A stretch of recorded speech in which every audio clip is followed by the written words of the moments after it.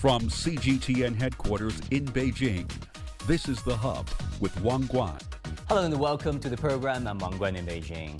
China's expanded visa-free policy introduced last year has sparked a wave of international travelers eager to explore the China travel experience and what China has to offer. With better infrastructure and improved tourist services, visitors are enjoying local flavors, exploring iconic Chinese landmarks, and of course, diving into the vibrant Chinese culture. As they walk among the skyscrapers, many are feeling the modern vibe of China. The phrase "city, bu city" is creating a buzz on Chinese social media. Why is that? Let's take a look. 常常 city 不 city， 好 city 啊，好 city 啊，好 city 啊啊！上海的公园 city 不 city 啊？重庆 city 不 city 啊？好广东 city 啊！City 不 city? What does it mean? I'm really in the middle of a moment that I don't want to forget. It's something that's very city. As the phrase sweeps across social media, it's clear that China is where visitors don't want to forget. More and more people are flocking here to explore the real China. On social media, China travel is another trending topic.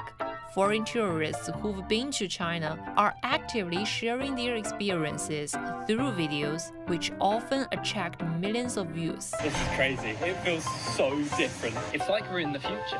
Amazing country, full of friendly locals. The best first impressions so far of a country. Chinese food is on a whole nother level. And it's way better. Welcome to China. In the first 5 months of this year, China received over 12 million foreign travelers, over 7 million of whom enjoyed visa-free entry. Foreign citizens from 54 countries who enter China through the designated 37 entry ports and hold valid travel documents will be allowed to stay for up to 144 hours. Not once did we ever feel unsafe. We walked around pretty much everywhere. Different from what the Western media reports about China. I was literally blown away by how modern it is, how decent, how clean. It's also very clean. Like, if you just look at these streets, every single tile is perfect. Everything is quiet, the cars are electric, there's so much nature. Yeah, it's such a great day. Everything's so green. People have been so friendly. The most beautiful city I have ever been in. Safety, modernity, cleanliness, kindness. These are the key words foreign visitors find out about China, as Foreign Ministry spokesperson Mao Ning said. 高兴看到外国朋友们在中国享受美景美食，亲身感受生动真实的中国。中国就在这里，欢迎大家来。So what is driving the China travel surge? How do global visitors feel about modern China after experiencing all these conveniences? Now, joining us today at this hour in Ibiza, Spain, is Duan Yanling, a renowned curator. And in Seoul, South Korea, we have David Moser, associate professor at Capital Normal University. Welcome, both of you, to the Hub on CGTN. It's great to have you. David, why don't I go to you first? I mean, city, bu city. As a master of the Chinese language, obviously, apparently, this is a mixture of English and Chinese, but what's interesting is it is gaining traction. It is becoming so popular. You hear it all the time, online, offline, on the street. Why is this phrase city, bu city, so popular now? Well, yeah, I think that the mixture of Chinese and English is part of it. Everyone finds that a lot of fun. And I see people spontaneously doing that all the time just for fun. I think the word cool started out that way. It was just inserting the word cool into Chinese, and now it's become a word. It seems to me to sort of indicate or to describe something that has what we might call in English the wow factor. Something that makes you go, wow, I didn't know about this. Something that's amazing about a big city, a distinctive novel aspect that can sort of define a city, something that only this city has, and something that will bring you back again, or something you would recommend to your friends, and so on and so forth. I think nowadays with virtual reality and movies, that there's a higher bar for tourism. Tourists want to see something that sticks with them, that's worth blogging about, something unforeseen, and that's part of soft power, right? It makes you attracted to it, and you want to tell the world about it. For me, at my age, I'm kind of a boo city person. I still like the old parts of Beijing, the Hutong and the Great Wall. I love that stuff, but I do understand why people like my daughter want to get that wow factor, the city bu city aspect. I certainly understand. Yanling in Ibiza, Spain. Why do you think it's behind the popularity of this phrase, city bu city? I feel we are, like David said, we live in this digital reality, and the convenience and the diversity and richness of a culture that city has provided now somehow seems to be accessible through this little screen. So I feel there's a thought, or at least emergent belief, that we could live anywhere in the world, and we can travel more and working more and choosing different, like digital nomads, or this new, I know also Tamping, there's a new way of urban culture is changing. So I think this city bu city is definitely a question for many. But for me, from a far away and looking at what the Chinese city is for overseas or so-called foreigners, there's an interesting phenomenon. I realize that people see Chinese city as some kind of futuristic sci-fi cyber reality that we used to imagine what Japan or Korea was. I feel this kind of excitement or curiosity to some degree. But to me, I'm a little bit like David. I think the options, choices are wonderful. City and urban, these intersections or this hybrid living will be very interesting. If you can manage well, you can double the tourist attractions and really create more diversity to make the attractions in one go. And that's what I think is a very exciting prospects ahead.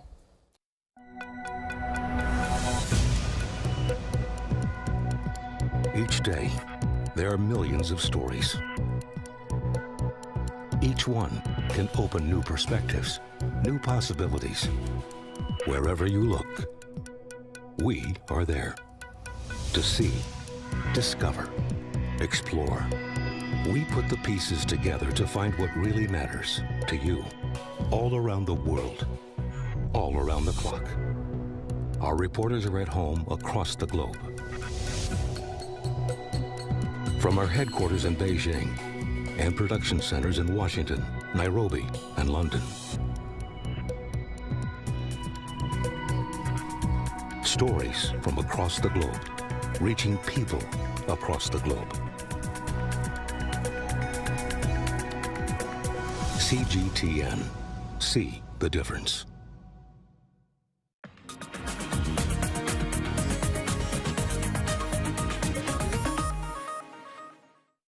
International travelers find Chinese cities, like you said, futuristic, modern, full of technology elements. What do you think makes Chinese cities, urban areas, metropolises, unique, standing out from, let's say, European urban areas where you live? I guess for Europeans, particularly, if I can say, this city represents something about history and much more about this grand glory that actually becoming the past. But from European eyes, looking at China, really, there's a fascination about the speed, and this instead of American dream, there's a China miracle, of course, for those who really still keep a very friendly eyes towards China. But from my personal experiences, through the China city as a hub, we call it hub here, and most Europeans still looking at China as this possibility to decode or experience something much more different, far, far away, exotically, aesthetically so different. I personally, as a very keen on urban interventions and also the digital sort of planetary way of living, I do see that there's the territory for Chinese city to offer much more accessible information and experiential experiences, and guiding tourists have a more so-called cultural experiences that tap into this really modern, new, innovative culture. And that part of the city richness is very overlooked usually from the top-down approach, I see. And from the outsider tourism to look at the Chinese city is really for seeing this technological advancement, this speed trains, all this possibility. When I come here, am I going to be fascinated, or am I going to be fall in love with? There's a very two different mentality or sensitivity to it. So I personally, as someone really trying to bridge these worlds, I would love to see this a soft power, this gentleness, this is much more warmness that David always mentions, that Chinese and Chinese culture always have been known for, and we lives in our blood, can be still remained while we're embracing this technological advancement. That will make China extremely attractive in every aspect. And that's really I was hoping and working for. I'm so glad you touched upon the softer side of things, the Chinese culture, the social fabrics, the urban vibes that the Chinese cities give, and looking at the Chinese people in the eye as if you can feel their soul. David, you lived in China for the longest time. How would you describe the vibes that Chinese cities give and the Chinese people give to an international traveler, say, who have never been to China before? I think that there's no substitute for actually going to China and seeing it firsthand. We really need to provide opportunities and more available opportunities to see the real China. And it's also its mixture of old and new, as you were talking about, the culture as well as the sights and experiences. The first time my family visited China, even though I had talked to them for years about what this country was about and what it looked like and sent them hundreds of photos, they still had a hard time, sort of understanding it when they actually got there. It was still a surprise to them to see it firsthand. In fact, I would say they were wowed, to use that word. And an example of this sort of different levels of understanding, just taking the high-speed train for them from Beijing to Shanghai was an amazing experience, even though they'd read about it and seen lots of images. And also the unexpected interactions that can happen if you're a tourist. On the train, my niece, my sister's daughter, struck up a conversation with a somewhat elderly woman on the train, but she couldn't speak English. So my niece, pulled out her smartphone and turned on her translation app, and they started to have a lengthy conversation back and forth with the translation app.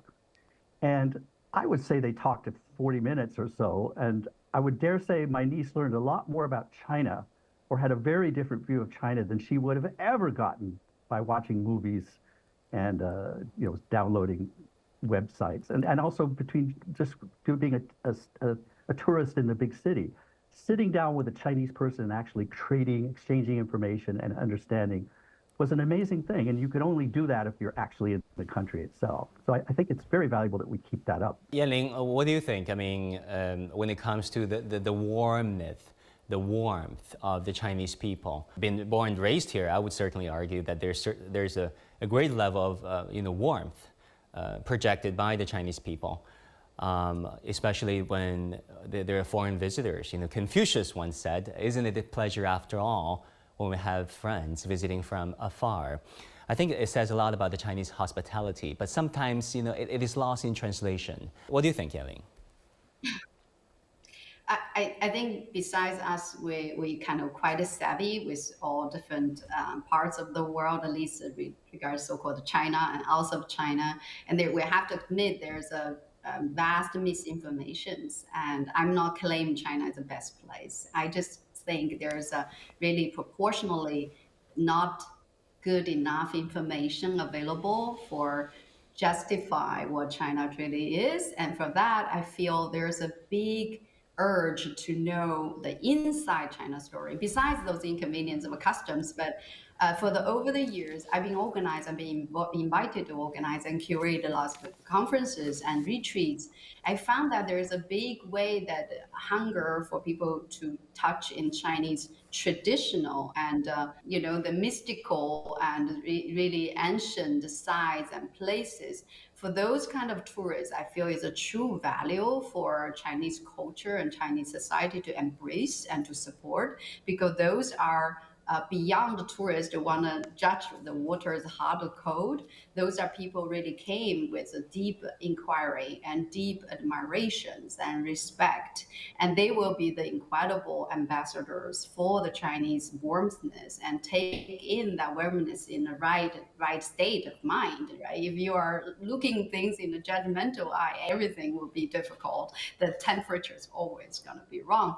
But if those level of in-depth learning and retreating and inquiring Chinese medicine, holistic way, so much things that I would say the Chinese culture are known for, and often we take for granted.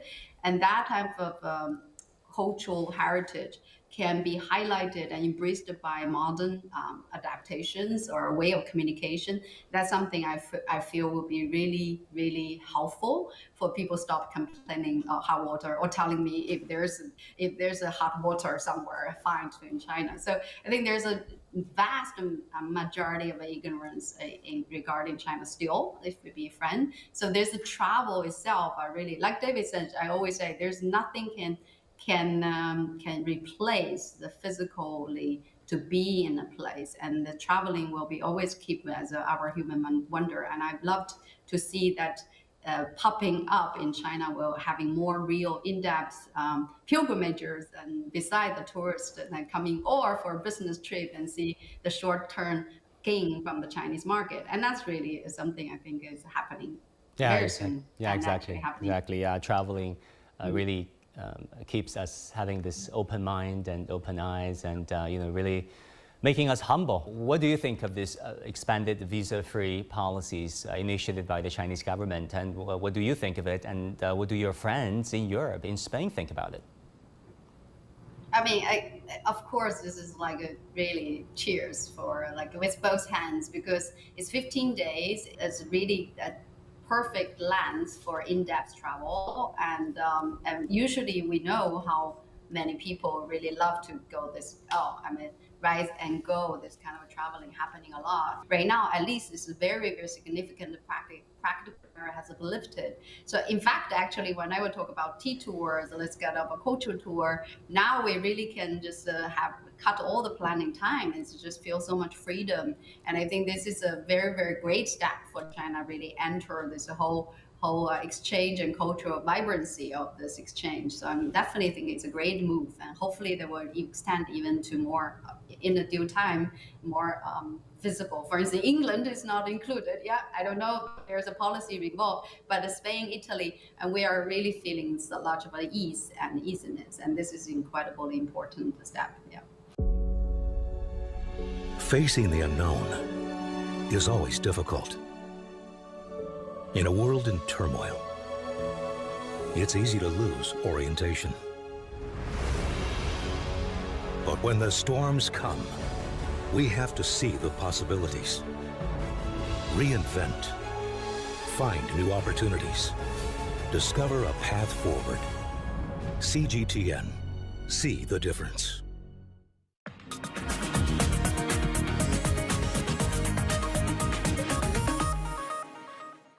Yeah, exactly. David, you said you wanted to say something else? For a long time, what I heard from tourists and my friends who would visit China and my students was the language barrier, because even if they came with some Chinese, it's really hard if you're not used to the a non-alphabetic language to negotiate the environment. And that goes for, of course, for tourists who are totally clueless when they get to China.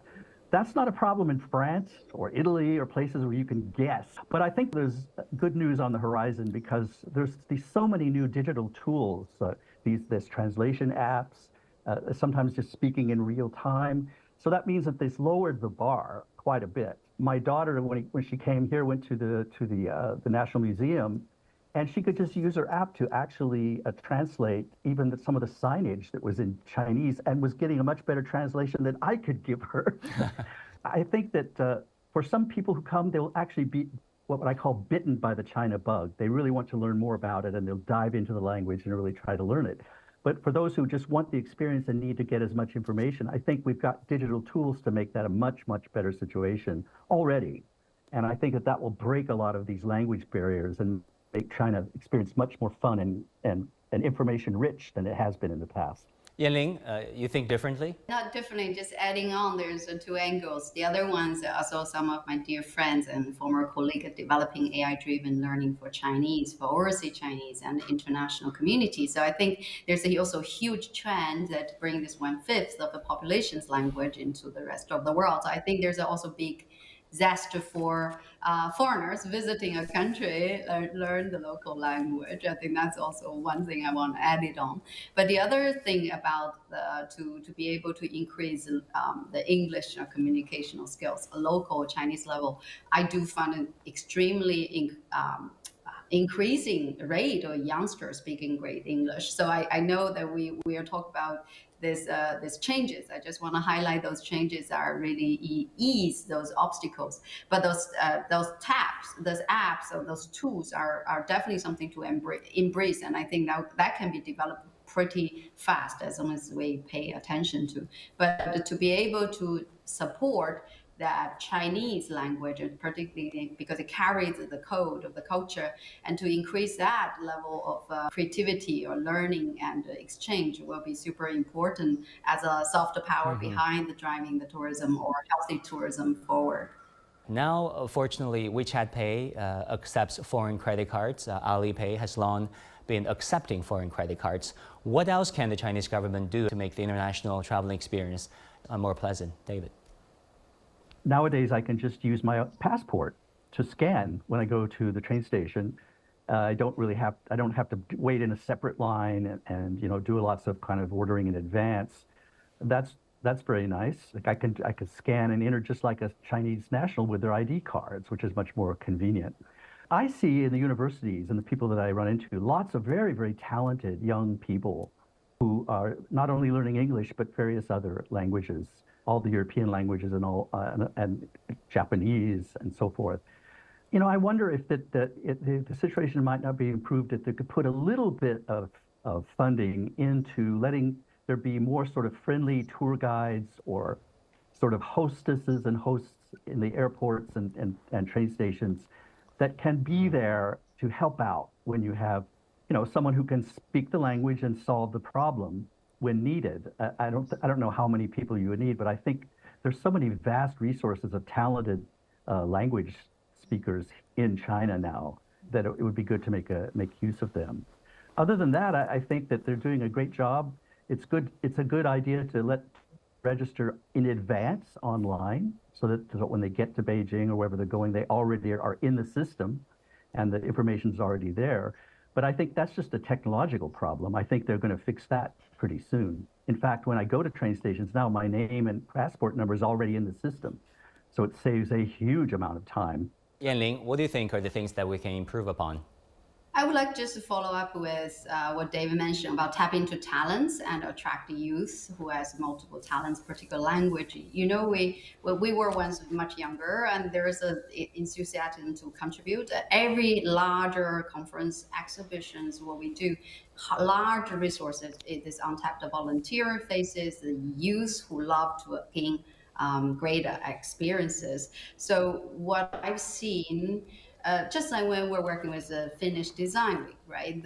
They designed this 20,000 entrepreneurship conference during their worst tourism season of February. It's cold and it's wet, but they can tap into these resources and becoming a very popular and very vibrant economy. And I see this to design a theme and really innovative, big, large scale, which part of Beijing Design Week I was working with, was really initiated for that reason. If that can be really becoming another big effort to attract the vast diverse of tourism, the purpose travel we call it, that will be driving lots of those youth who have this learning zest to really contribute. And I think that they're gonna make the city much more vibrant, economically much more healthy, because like short-term and quick tourism, we all know they put a lot of stress on a normal traditional tourism destinations and actually that need a little bit diversify, otherwise too much seasonal. And that's a part of work I do in Ibiza instead of you say it as a party. And we actually work on responsible travel, ecotourism, and eco restoration driven by tourists, right? So I think this kind of an innovative spirits and design really need to be applied to make the economy more vibrant. The other things to me is like we know that tea culture is really widespread in the world. And Berlin today has the world's biggest tea art festival. And why not you have a tea train and tea lounge in all those places to introduce the Chinese culture firsthand? I think there's a lot of space and time for rally and really tap into the youth and creativity. And that will make this country, because it is a country of youth, the Asia, much more attractive and long-lastingly sustainable, I would say. And one last question, David. We have to talk about the news of the day, the third plenum of the CPC that is taking place with economic growth and modernization in focus. We've heard about the data from Chinese officials. The Chinese economy grew by 5% in the first half of the year, 4.7%, slower than some expected in the second quarter, but the first quarter growth was considered robust, 5.3%. What are you looking out for when it comes to the third plenum, modernity, expectations of further opening up? Yeah, I think that it seems like there's a lot of optimism about the Chinese economy now. I think that just to link it to tourism, I think that if you look at it in terms of more people coming to China, and also that's a particular aspect of the economy, tourism. I think that people who are investors, potential investors, people who are looking for a new business model, young people wanting to collaborate or to work together to build the economy or to take part in the rising economy, I think that's all part of the same package, that you need to get tourists, but you also need to get interested people in the business world to see it firsthand and to make the necessary context at the beginning to actually start some kind of collaboration. So it's a win-win all the way. I'm sure that tourism is a big part of the subject matter of the third plenum for sure. That's something that's in their sights, and they focused on that for sure. So I think there's a lot of reasons to be optimistic about the future economy. David and Yanling, thank you both so very much for joining us at this hour. Great having you with us. Thank you. Thank you. And that will do it for this edition of The Hub on CGTN. I'm Wang Guan in Beijing. Our news coverage continues on CGTN. Bye and take care.